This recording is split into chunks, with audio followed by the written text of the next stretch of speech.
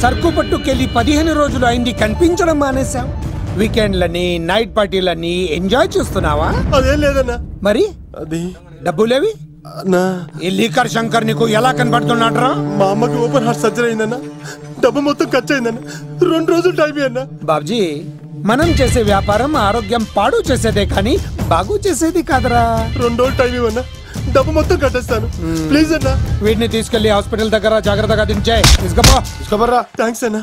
రేయ్, వాడిని తీసుకెళ్లి వాడి పిల్లని తీసుకొచ్చి ఇక్కడ పెట్టో. అప్పుడు వాడికి డబ్బులు ఇవ్వాలన్న సంగతి బాగా గుర్తుంటుంది. బాబ్జీ 2 రోజులు కాదు, 2 నెలలైనా టైం తీసుకో.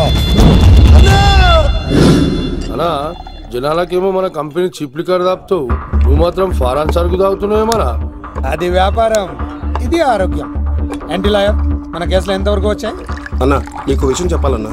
అంటే ఈ ఆగస్టు 15న చల్లపల్లి జైలు లేరు అన్నేమన్నా జెండా అన్నా, నేను చెప్పేది కాస్త సీరియస్ గా వినన్నా. సరిపోతుందా? ప్రభుత్వం ఆ రోజు రాష్ట్ర వ్యాప్తంగా 162 మంది ఖైదీలను విడుదల చేస్తుంది. అయితే ఆ లిస్ట్ లో చల్లపల్లి జైలు నుండి దుర్గాదాస్ పేరు కూడా యావజ్జీవ శిక్ష పడింది కదా, ఎలా బయటికి వస్తున్నాడు? సత్ప్రవర్తనతో రావటానికి వీల్లేదు. ఇంకో కేసు వాడి మీద పెట్టు. అరే రాలేదు రాని అన్న అని జైలు బయటనే కూర్చోసా. ఆడుకునే పులిజులికలు ఏమనదు, కానీ ఆకలితో ఉన్న పులిజులికెళ్తే చంపేస్తుంది. వాడు ఆకలితో ఉన్న పులిరా. అలాంటి ఆకలితో ఉన్న పులికి జింకను బోన్లో పెట్టి ఎరవేస్తే అవునన్నా, ఈ ప్రపంచంలో పగన ఆపేది ఒక్క ప్రేమే. ప్రేమ? నీ మీద వాడుకున్న పగ చల్లారాలంటే వాడి మనసులో ఉన్న ప్రేమను పట్టుకో. అప్పుడే నీ ప్రాణాలు పోకుండా ఉంటాయి. ప్రేమ?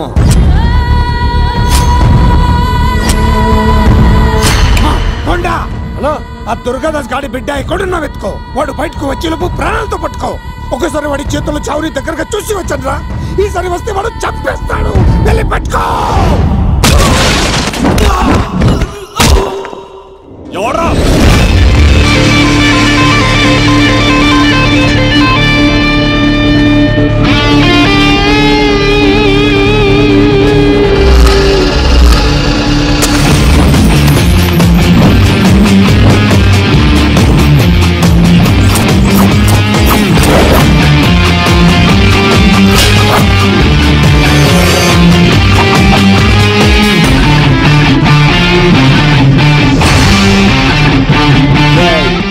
పాండో వడ్రా ఇక్కడ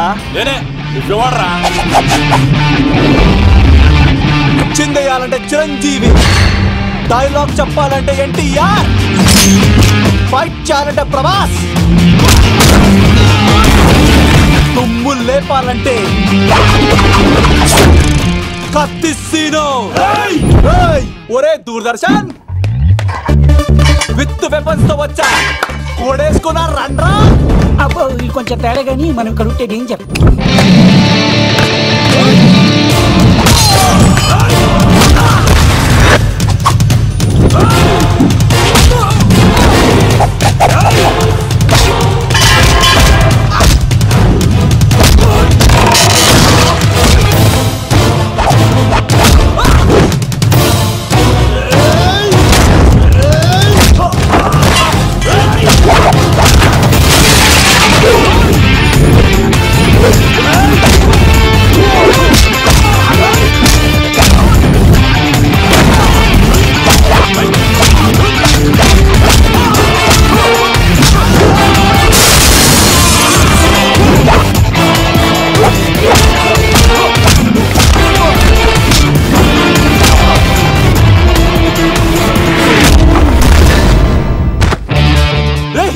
ఎందుకు కొడుతున్నావు మమ్మల్ని?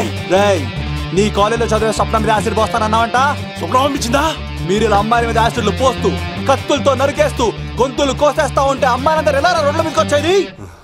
మీ వల్ల అందమైన అమ్మాయిలందరూ మొహానికి గుడ్డలు కట్టుకొని అమ్మా బాబులతో తిరుగుతూ ఉంటే మేమందరం ఎలారా బీటేసుకునేది? పిచ్చెక్కిపోతుందిరా యూత్ అంతా. ఎవరో తెలుసా? అన్న దాదా, నా ఎమ్మెల్యే, తాత మంత్రి అని కంత్రి డైలాగ్ లేస్తే ఇంకో 4 ఎక్స్ట్రా పడిపోతాయి.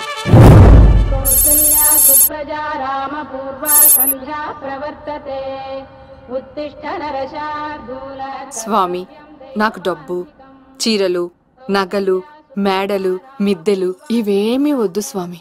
నాకు మా ఆయనకి మధ్యలో మా తమ్ముడు పొగ పెట్టేస్తున్నాడు. పెంట మీద అన్ని తీసుకొచ్చి ఇంటి మీద వేస్తున్నాడు స్వామి. వాణ్ణి ఎలాగైనా సరే మా కొంపలోంచి బయటికి పంపించే శ్రీనివాస. అలా చేస్తే నీ 7 కొండలు 7 సార్లు నడిచొస్తాను శ్రీనివాస.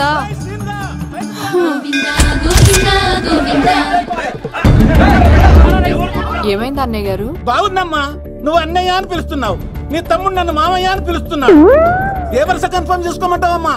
క్షమించండి అన్నయ్య గారు. క్షమించడాలు మన్నించడాలు లేవమ్మా, బయటకు రమ్మన్నా విధవని. మీరేమనుకోకండి. పిలిచారా ప్రెసిడెంట్ గారు? ఏంటి కాలనీ అంతా మా కొమ్మ మీదకి వచ్చారు? చందాల కోసమా? ఏమే ఓ 10 రూపాయలు పడే. ఏమండి శిలాపలకం మీద నా పేరు కూడా చెక్కించండి, గ్యాప్ ఉంటే మా బామ్మర్ది పేరు కూడా చెక్కించండి. మేము వచ్చింది చందాలకు కాదురా, నీ బామ్మర్దిని చంపడానికి. ఏం చేశాడండి మావాడు? మా అమ్మాయికి లవ్ లెటర్ ఇచ్చాడు. పోన్లేండి, అమాయకుడు ఈ లోకంలో ఎలా బతుకుతాడు అనుకునేవాడిని. వాడు పెద్ద మనిషి అయ్యాడు ప్రెసిడెంట్ గారు. వాడు అమ్మాయికుడు ఏంట్రా? ఎవడైనా లవ్ లెటర్ అమ్మాయికి రాస్తాడు, వాడు నాకు రాశాడు. మీకు రాశాడా? లేటుగా కన్నా అందమైన కూతుర్ని కన్నావు, ఈ లెటర్ మీ అమ్మాయికి మామయ్య అని నాకు ఇచ్చాడు. మా వాడు తేడా అండి. ముందాన్ని పిలవరా బయటికి. అది కదా అన్నయ్య గారు. ఉండే నా వరుసే కన్ఫర్మ్ చేసుకోండి. ఆ అమ్మాయి అదృష్టవంతురాలు, వీధిలోనే మంచి సంబంధం దొరికింది. వచ్చే నెల కళ్యాణమస్తు కార్యక్రమంలో కొండ మీద పెళ్లి చేద్దాం. నువ్వు బావవా బ్రోకర్వా? అరే నీ బామ్మర్ది ముఖానికి ఒక లబట్రా. నా బామ్మర్దిని అంత మాట అంటారా? నా పెళ్ళనన్న పర్లేదు కానీ నా చేతులు తెచ్చు.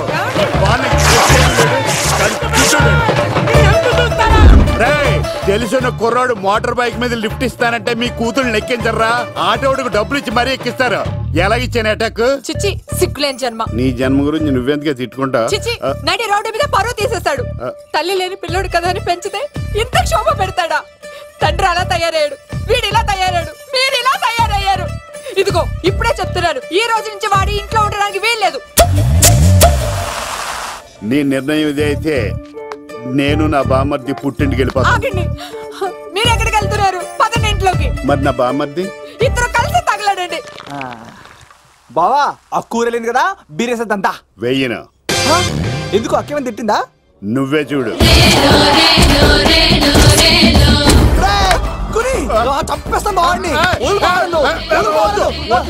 నువ్వు జైలుకి వెళ్తే బతకలేను. ఫోన్లే మర్యాద కూడా లెటర్ అడిగిస్తే ఆడు కూతురికి ఇవ్వకుండా ఇంటి మీదకి వస్తాడా? చచ్చిపోయాడు. అంటే ఈ వావరక్షణ అంతా నా గురించి కాదా? చంపేస్తాను. వద్దు వద్దు, ఆడికన్నా ముందు నన్ను చంపరా. బావా వాడు ఏమన్నాడు తెలుసా? అయినా నేను బాధపడలేదు. ఓ లవ్ అన్నాడు, నా పరువు మొత్తం పోయింది. మరి ఇప్పుడు ఏం చేద్దాం?